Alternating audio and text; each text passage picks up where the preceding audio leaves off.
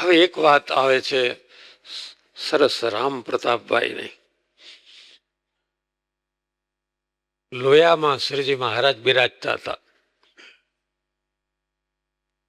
ક્યારેક અમદાવાદની કથા આવે, ગઢડાની આવે, તરત લોયાની આવે. જેમ જેમ સ્વામીને યાદ આવે ને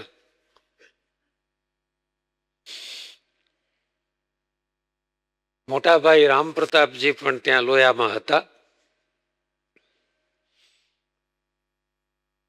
મોટાભાઈને જરા મહારાજ પ્રત્યે ભગવાનપણાનો નિશ્ચય બહુ દ્રઢ નહીં. મહારાજે મુક્તાનંદ સ્વામી અને ગોપાળાનંદ સ્વામીને આજ્ઞા કરી કે મોટાભાઈને જરા નિશ્ચયની દ્રઢતા થાય એવું તમે બેહો, એનો ઉપદેશ આપો, એવી વાત કરો. તો હવે મુક્તાનંદ સ્વામી અને ગોપાળાનંદ સ્વામી જેવા સંતો મોટાભાઈ પાસે બેસીને વાત કરે કે મહારાજ તો ભગવાન છે, એ કંઈ તમારા ભાઈ નથી, તો સાક્ષાત પરમાત્મા છે.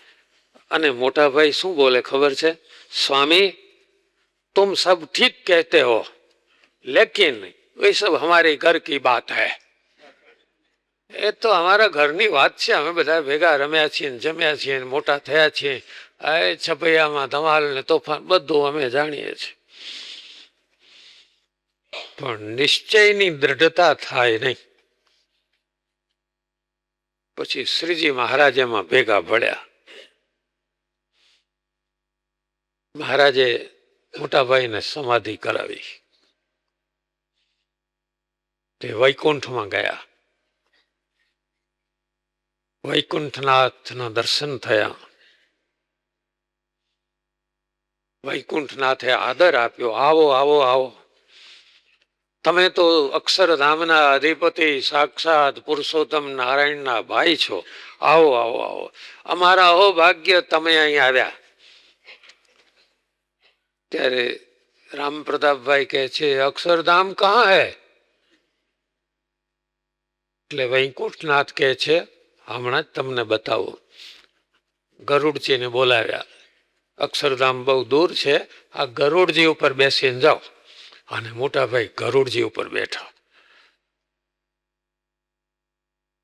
અને ગરુડનો વેગ જુઓ, એટલો સડસડાટ જાય.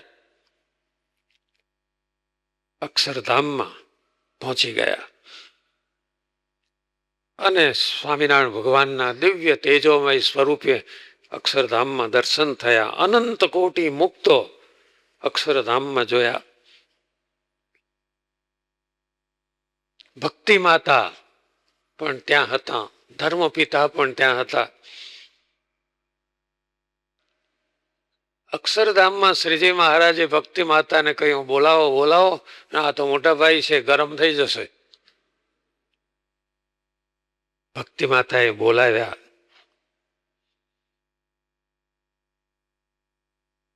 આસન આપ્યું બેસવા માટે. અક્ષરધામમાં વ્યવસ્થા છે આસનની. એવું આસન આપ્યું, એવું આસન આપ્યું, હીરા અને નંગ જડિત આસન.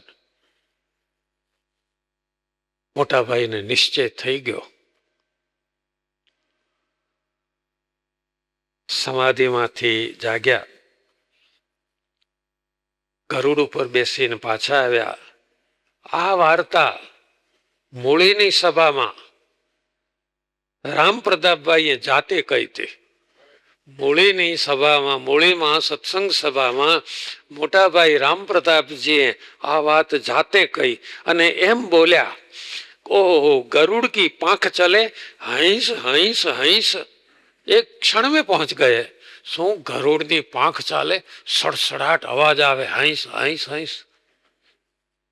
અને જોજો, મોટાભાઈ કહે છે, મને જે બેસવા આસન આપ્યું હતું અક્ષરધામમાં, એ આસનમાં જે નંગ લગાડ્યા હતા હીરા, એક નંગ જો ઉઠાવી લાવું ને, એ આસનમાંથી જો તોડી લાવ્યો હોત ને એક નંગ, तो अयोध्या प्रसाद और रघुवीर की समृद्धि भी पीछे.